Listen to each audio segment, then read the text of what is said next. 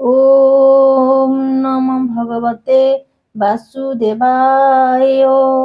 29 अध्याय। मैत्रेय उवाच।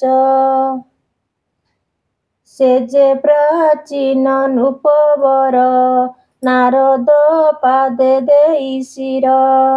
राजोवाच।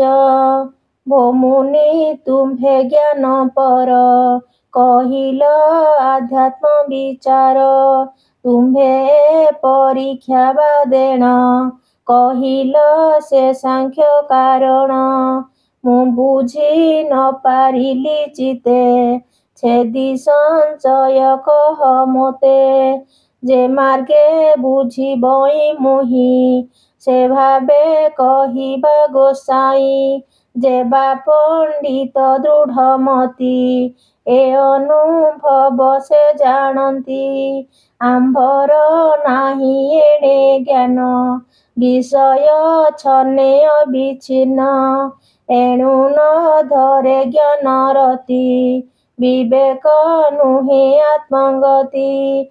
भो मुनि फेड प्रति ताहा मो अर्थे कह पुण्य देहा। से पुर जनर विचार श्रवणे हेब ज्ञान मोर। शुणी नारद महाऋषि ता भावे कहन्ति विशेषी। नारद उवाच। शुण राजन सावधान कहिबा ए परोक्ष ज्ञान। पुरुष पुरंजन जेहु कर्मर पुर कला सेहु। एमन्ते नाना पुर करी ए जीव ता मध्य बिहरी। अज्ञात सखा जाकु कही ईश्वर नाम अटे सेहि। से नाम रूपर बाहार एणु अज्ञात नाम तार। से नग्र प्रकृति गुणकु पुरुष इच्छई भोगकु। एणु ए पुर नव द्वारे रचना कला एबे भारे। जे पुरे पद हस्त घेनी करई कर्म लाभ हानि। से पुरे थाई करे भोग माया निर्बंधे अनुराग। ए रूपे पुण्य पुर सेहि भोग सुखादि नुहे तहि। ए जे मानव कळे बर अशेष देह मध्य सार। ए पुर मध्य जीव रही इंद्रि विषय रसे मोहि। विविध भोग सुख सार जीव गुंजई ए मंदिर। से पुर मध्य बुद्धि नारी एकाले सर्वत्र बिहरी। से जे समत्वे होइछन कहई ए मोर सदन। से नारी बसे जीव थाई इंद्रिय भोगे तुष्ट होई। इंद्रिय गणे बुद्धि सखा विषय हृदय सखा लेखा। ए ज्ञान कर्म इंद्रि गणे पुरुष भोग बसे टाणे। अज्ञान कर्म इंद्रि देश एहांक भोगे जीव तोष। ए पाप पुण्य आदि करी बळे भुंजई कर्म करी। ए पुर द्वारी सर्प सेहि ए देह पंच प्राण जेहि। मो पंच वृत्ति रे संचार एणु कहिली पंचस्वर। उत्तम बोली जाहा कही मनर नाम अटे सेहि। दश इंद्रिय नामक ताकु जीणंता नाही लोक। ताकु जीणंता जेबा जन से योग्य ए तिनि भुवन।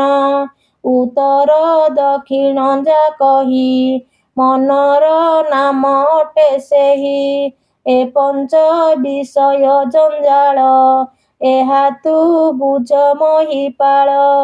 ମନ ଇନ୍ଦ୍ରିୟ ଚକ୍ଷୁ କହି ଏ ପୁର ନବଦ୍ୱାରେ ସେହି ଏବେନି ନାସା ଚକ୍ଷୁ କର୍ଣ୍ଣ ଏ ମୁଖେ ଲିଙ୍ଗ ଗୁହ୍ୟ ସ୍ଥାନ ଏହାକୁ ନବଦ୍ୱାର କହି ଇନ୍ଦ୍ରିୟ ଗଣ ସ୍ଥାନ ଏହି ଏ ସଙ୍ଗେ ଜୀବର ଗମନ ବିଷୟ କଲେ ଆସ୍ୱାଦନ ଏ ଚକ୍ଷୁ ମୁଖ ନାସା ତାର ଏ ପୂର୍ବ ମୁଖେ ପଞ୍ଚଦ୍ୱାର ଉତ୍ତର ଦକ୍ଷିଣ ଯା କହି ଏ ପୂର୍ବ ନବଦ୍ୱାର ସେହି ପଶ୍ଚିମ ବେନି ଭାଗ ଦ୍ୱାର ଏ ଲିଙ୍ଗ ଗୁହ୍ୟ ନୃପବର ଏ ନବଦ୍ୱାରରେ ନିର୍ମିତ ଯେଝା ବିଷୟ ଆସ୍ୱାଦିତ ସେ ବେନି ଆତ୍ମା ଦେବ ହରି ଏକ ଆଗ ସରି ଖଦ୍ୟତ ଆଦି ମୁଖ ଦୁଇ ଚକ୍ଷୁର ନାମ ଏ ଅଟଇ ସେ ବେନି ଦ୍ୱାରେ ପୁରଞ୍ଜନ କରଇ ରୂପ ସମ୍ପାଦନ ନଳିନୀ ନାଳିନୀ ସେ ଦୁଇ ନାସିକା ନାମ ଏ ଅଟଇ ଏ ଦ୍ୱାର ଅବଧୂତ ନାମ ଗନ୍ଧାଦି ଆମୋଦ ପବନ ସେ ପାପ ପୁଣ୍ୟ ଆଦି ଯେତେ ଜୀବ ଭୁଞ୍ଜଇ ଏ ଜଗତେ ସୁଗନ୍ଧ ଦୁର୍ଗନ୍ଧ ସହିତେ ଏ ଦ୍ୱାରେ ଘେନଇ ନିରତେ ବଦନ ନାମେ ମୁଖ ଦ୍ୱାର ରସନା ବାକ୍ୟତା ମଧୁର ଏବେନି ଇନ୍ଦ୍ରିଏ ରାଜନ ବାକ୍ୟାଦି ରସ ଆସ୍ୱାଦନ ଏ ସାରା ସାର ଭାବ ଯେତେ ଏ ଦ୍ୱାରେ ଘେନଇ ନିରତେ ପ୍ରବୃତ୍ତି ନିବୃତ୍ତି ଯେ ଦୁଇ ପଞ୍ଚାଳ ବିଷୟତା କହି ଶକ୍ର ଇନ୍ଦ୍ରିୟ ଶ୍ରୁତିଧର ପିତୃଜାନ ଦେବ ଜାନର ଏ ମାର୍ଗ ଗତି ନିରନ୍ତର ସ୍ୱଇଚ୍ଛା ଚିତେ ନୃପବର ଆସୁରୀ ଲିଙ୍ଗ ଦ୍ୱାର ସ୍ଥାନ ଦୁର୍ମଧ ଉପସ୍ତର ନାମ ବ୍ୟବାୟ ରତ ନାମ କହି ପ୍ରଜା ସର୍ଜନ କରେ ତହିଁ ଅପରେ ଗୁହ୍ୟ ନାମ ରତି ତହିଁ ଲୁବ୍ଧକ ବାୟୁ ସ୍ଥିତି ବୈଶସ ନାମେ ନର୍କ କହି ସେ ଦ୍ୱାରେ ମଳ ଉତ୍ସର୍ଗଇ ଅନ୍ଧ ବୋଲି କହିଲୁ ଯାହା ଏ ପାଦ ପାଣି ବୋଲି ତାହା ଏବେନି ଇନ୍ଦ୍ରିୟ ବିଷୟ କହିବା ଶୁଣନ୍ତୁ ନିର୍ଣ୍ଣୟ ଆଦାନ ପ୍ରଦାନ ଏ କରେ ଯେଝା ବିଷୟ ଅଧିକାରେ ଦ୍ୱିତୀୟ ଅନ୍ଧ ସେ ପୟର କହିବା ଏଥିର ବିଚାର ଇନ୍ଦ୍ରିୟ ଯୋଗେ ପୁରଞ୍ଜନ ହରଇ ଗତା ଗତେ ଦିନ ଅନନ୍ତପୁର ବୋଲି ଯାହା ହୃଦୟପୁର ବୋଲି ତାହା ବିଶୁଚି ନାମଟି ତାହାର ଏମନ୍ତ ନାମ ନୃପବର ତାବ ସେ ଥାଇ ଏ ପୁରୁଷ ଭଜଇ ହରସ ବିରସ ସେ ଗୁଣ ସକାଶୁ ତରଇ ବୁଦ୍ଧି ଯହିଁକି ଚଳାବଇ ତାବ ସେ ପୁରୁଷ ଅଧୀନ କରଇ ନାନା କର୍ମ ମାନ ଏ ଦେହ ରଥ ସ୍ୱରୂପେଣ ତୋତେ କହିଛି ନୃପରାଣ ଏ ରଥେ ଅସ୍ୱରୂପ ହୋଇ ଇନ୍ଦ୍ରିୟ ଗଣେଛନ୍ତି ରହି ପଞ୍ଚ ବିଷୟ ମାର୍ଗେ ହଏ ଗମନ୍ତି ସମ୍ବତ୍ସର ଯାଏ ଈଶ୍ୱର ଅଜ୍ଞାନେ ନିର୍ମିତ ଯେ ରଥେ ସକଳ ସଂଯୁକ୍ତ ପୁଣ୍ୟ ପାତକ ଚକ୍ର ଯହିଁ ଈଶ୍ୱର ଅହଙ୍କାର ବହି ଧ୍ୱଜ ସ୍ୱରୂପ ତିନି ଗୁଣ, ରଥେ ବନ୍ଧନ ପଞ୍ଚ ପ୍ରାଣ। ଏ ଅଶ୍ୱରୂପ ବହିଛନ୍ତି, ବାହ୍ୟ ଅନ୍ତରେ ପ୍ରକାଶନ୍ତି। ବୁଦ୍ଧି ସାରଥି ରୂପ ଯହିଁ, ଏ ମନ ରଶ୍ମି ଚଳେ ତହିଁ। ରଥ ପୁଞ୍ଜର ବ୍ୟବହାର, ଇନ୍ଦ୍ରିୟ ବିଷୟ ତାହାର। ଶପଥ ଧାତୁ ଆଭରଣ, ତାର ବିକ୍ରମ ମତ ଜାଣ। ଇନ୍ଦ୍ରିୟ ରସେ ରସୁଥାଇ, ସେ ମୃଗ ତୃଷ୍ଣାରେ ଧାମଇ। ଇନ୍ଦ୍ରିୟ ଅନ୍ୟାୟ ବିଷୟେ, ଭଜଇ ମୃଗ ଚାଲ ପ୍ରାୟେ। ଏ ସମ୍ବତ୍ସର ରୂପେ କାଳ, ଚଣ୍ଡ ବେଗ ନାମ ଭୂପାଳ। ଗନ୍ଧର୍ବି ଗାନ ଦିବାନିଶି, ତ୍ରିଦଶ ଷାଠିଏ ପ୍ରକାଶୀ। ଏ ସର୍ବେ କାଳ ସଙ୍ଗେ ଥାନ୍ତି, ପୁରୁଷ ଆୟୁକୁ ହରନ୍ତି। କାଳ ଦୁହିତା ଯାକୁ କହି, ଜରାର ନାମ ଅଟେ ସେହି। ସେ ପ୍ରାଣୀ ରୂପ କାନ୍ତି ହରେ, ଦେଖିଲେ ପ୍ରାଣୀ ତାକୁ ଡରେ। ଏଣୁ ତାହାକୁ କେହି ଭଲେ, ବରଣେ କେହି ନ ଇଚ୍ଛିଲେ। ସେ ମୂଳ ତାର ଭଙ୍ଗ ପ୍ରାୟେ, ସେ ହୁଆ ବରି ନିର୍ତ୍ତ ରହେ। ସେ ପ୍ରାଣୀ ରୂପ କାନ୍ତି ହରେ, ମୃତ୍ୟୁ ପର୍ଯ୍ୟନ୍ତେ ପୀଡ଼ା କରେ। ପ୍ରଜ୍ୱଳ ଆଦି ଯେତେ ନର, ପ୍ରବେଶୀ ନାଶନ୍ତି ଶରୀର। ବିବିଧ ଦୁଃଖ ତାପ ତ୍ରୟେ, ପୀଡ଼ନ୍ତି ପ୍ରାଣ ଶେଷ ଯାଏ। ପ୍ରାଣ ଇନ୍ଦ୍ରିୟ ମନ ଧର୍ମ, ନିର୍ଗୁଣ ଆତ୍ମାର ଅଧୀନ। ଏ କାଳ ସୁଖ ଲଭ ମାତ୍ର, ଭୁଞ୍ଜଇ ଦୁଃଖ ସୁଖ ପାତ୍ର। ଏ ମୋର ବୋଲି ଅହଙ୍କାରେ, ବହିଛୁ ଦୁଃଖ ନିରନ୍ତରେ। ପରମ ଆତ୍ମା ଭଗବାନ, ସେ ସର୍ବ ହେତୁ ଚଇତନ। ଯାବତ ତାକୁ ନ ଜାଣଇ, ଏ ଭ୍ରମେ ଭ୍ରମ ହେଉଥାଇ। ତାବତ ପ୍ରକୃତି ଗଣରେ, ଜୀବ ପଡ଼େ ମହାଘୋରେ। ଗୁଣାଭିମାନ ନିରନ୍ତର, ତାବ ସେ କର୍ମରେ ସତ୍ୱର। ସ୍ୱାସ୍ତିକେ ତମ ରଜ ଆଦି, କରମ ହୁଏ ତ୍ରୟବିଧି। ପୁରୁଷ ଯେ କର୍ମ କରଇ, ସେ ଅନୁସାରେ ଜନ୍ମ ହୋଇ। ସ୍ୱାସ୍ତିକେ ଯେ ବା କର୍ମ କରେ, ଅଧିକ ପ୍ରକାଶିତ କରେ।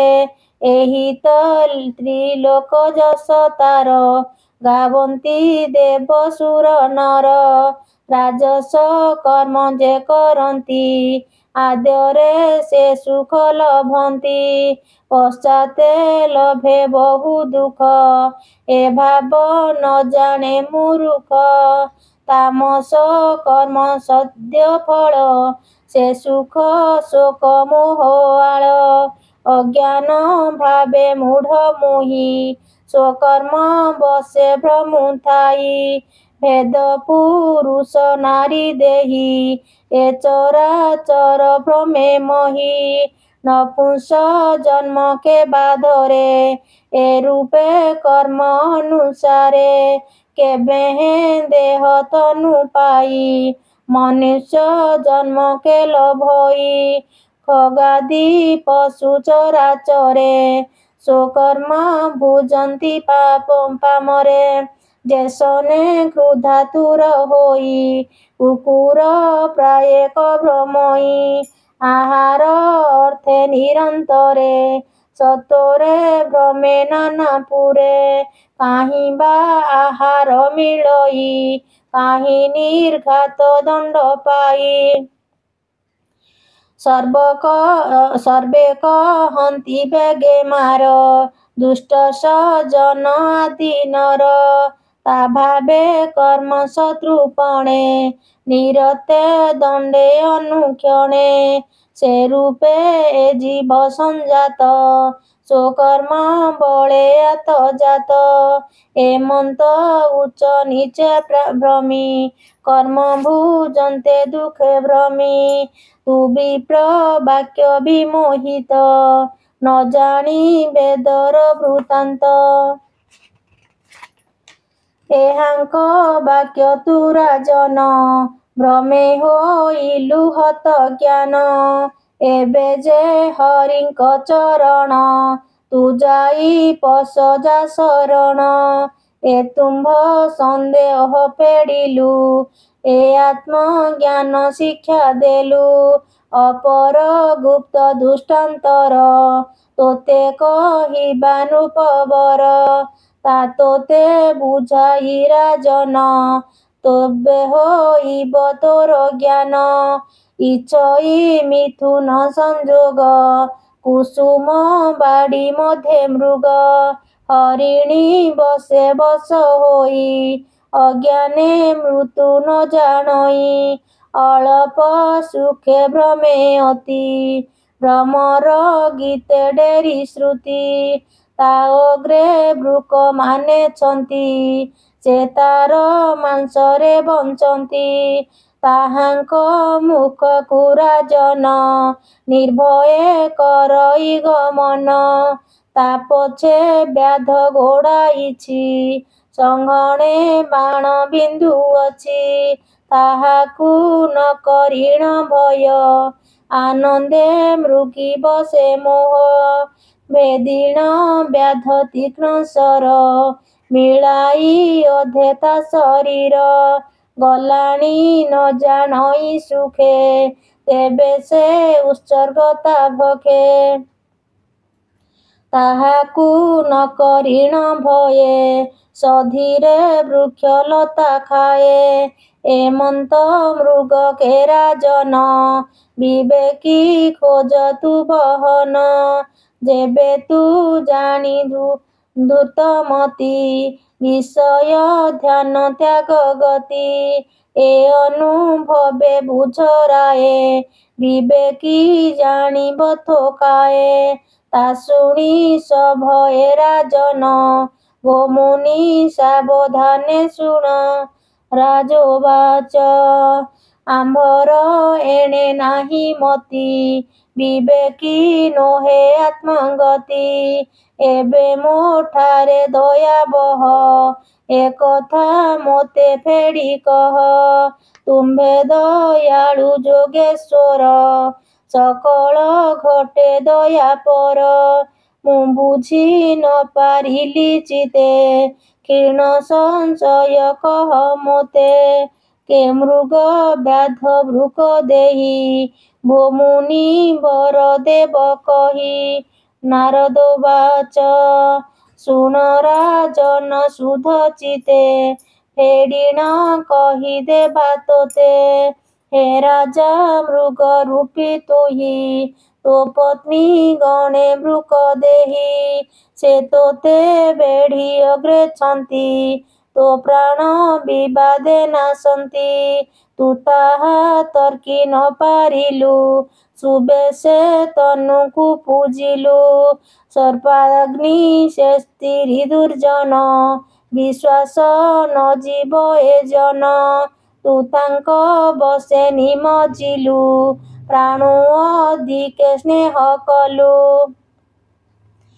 ସେ ତୋର ବଶ କଲେ ମନ ଯେସନେ ପଶୁ ସେ ବନ୍ଧନ ଏ ତୋତେ ନିଶ୍ଚେ ବିନାଶିବେ ତା ସ୍ନେହ ବଶେ ତୋ ସ୍ନେହ ବଶେ ପ୍ରାଣ ନେବେ ଏ ସଙ୍ଗୁ ତୋର ନୃପବର ହୋଇବ ମୋକ୍ଷ ମାର୍ଗ ଦୂର ତୁ ଅନୁଭବ ଏହା ବେଗେ ଆଉ କି କହିବି ତୋ ଆଗେ କୁସୁମ ବନ ବୋଲି ଯାହା ନାରୀଙ୍କ ଧର୍ମ ବୋଲି ତାହା ତା ସଙ୍ଗେ ଏ ପୁରୁଷ ଘର ଆନନ୍ଦେ କରଇ ବିହାର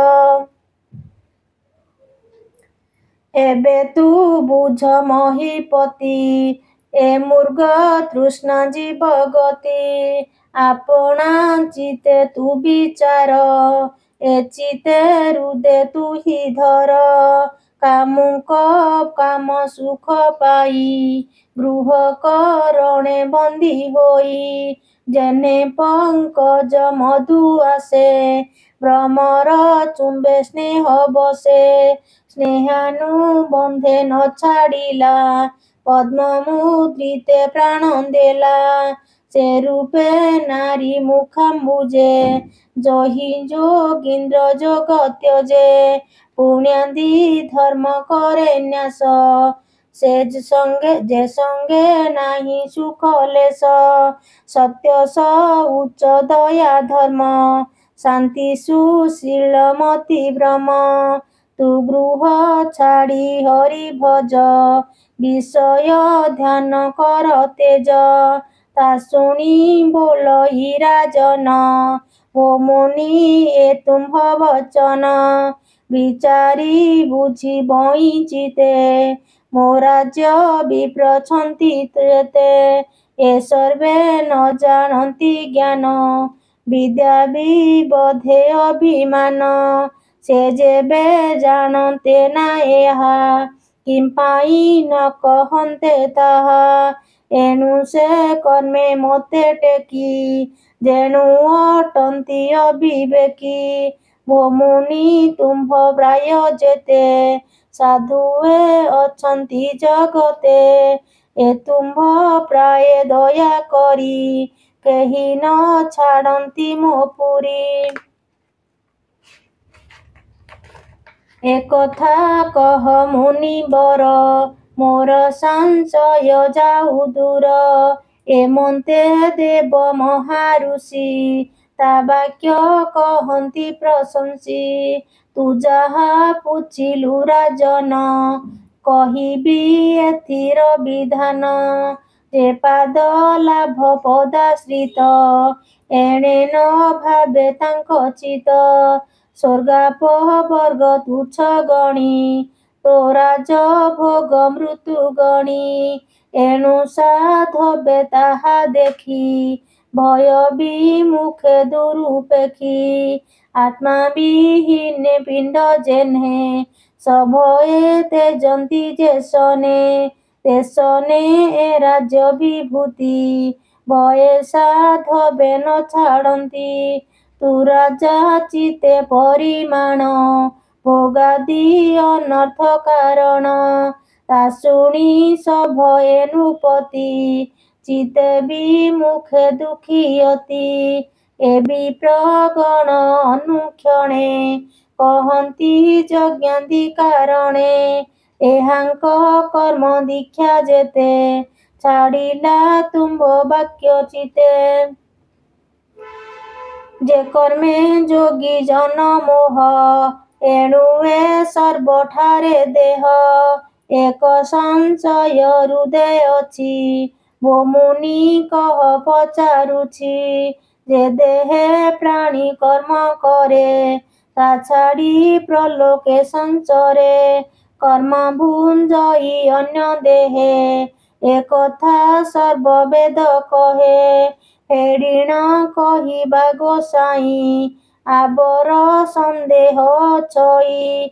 ତା ପଚାରି ବିରୁଧ ଭାବେ, ମୋ ମନେ ସୁମରୁଛି ଏବେ।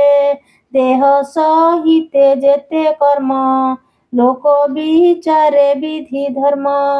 କର୍ମ ଉତ୍ତାରେ ତା ନ ଜାଣି, କେମନ୍ତେ କର୍ମ ଭୁଞ୍ଜେ ପ୍ରାଣୀ।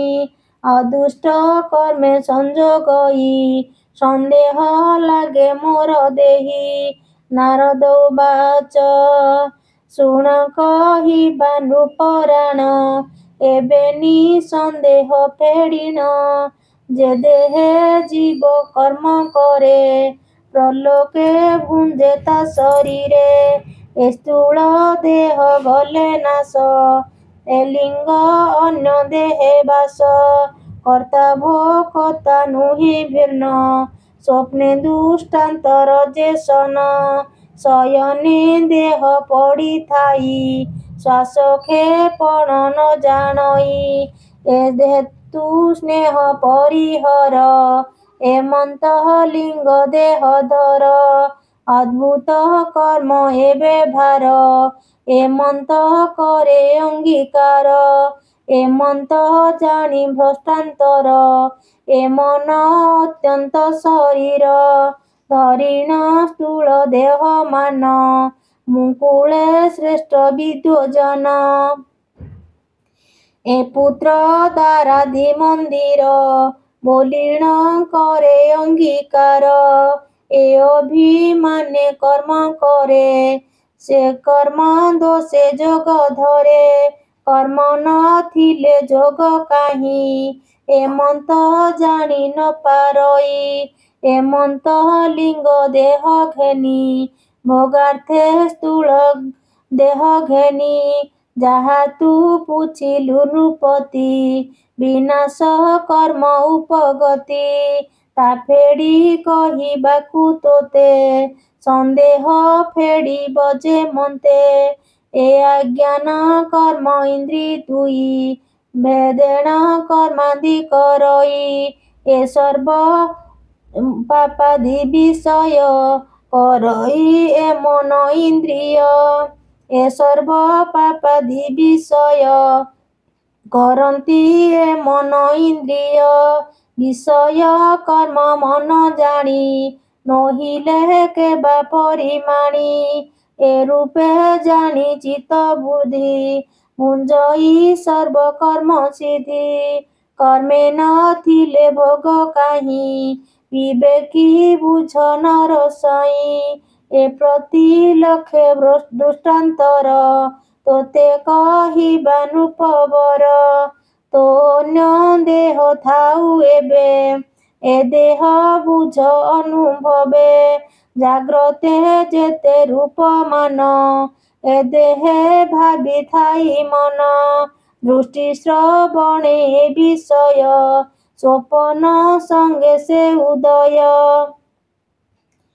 ଏ ଦେହ ଲିଙ୍ଗ ଧରି ମନ ବିଷୟ କର୍ମ କରେ ଧ୍ୟାନ ଏ କଥା ଅନୁଭବ ନାହିଁ ସ୍ୱପନେ ଦେଖିବ ତା କାହିଁ ଏହାର ପୂର୍ବ କର୍ମ ଦୋଷ ଯାବତ ହୋଇଛି ବିଶ୍ୱାସ ତା ଅନ୍ୟ ଦେହ ଭୋଗ କରେ ଯେ ଶୁଭାଶୁଭ ବ୍ୟବହାରେ ଏ ସର୍ବେ ହୁଅନ୍ତି ମୋକ୍ଷ ପର କହିଲୁ ବ୍ରହ୍ମ ତତ୍ତ୍ୱ ସାର ସଂସାର ବନ୍ଧୁ ମୁକ୍ତ ହୁଏ ଅଜ୍ଞାନେ ଗୃହ ବାସେ ରହେ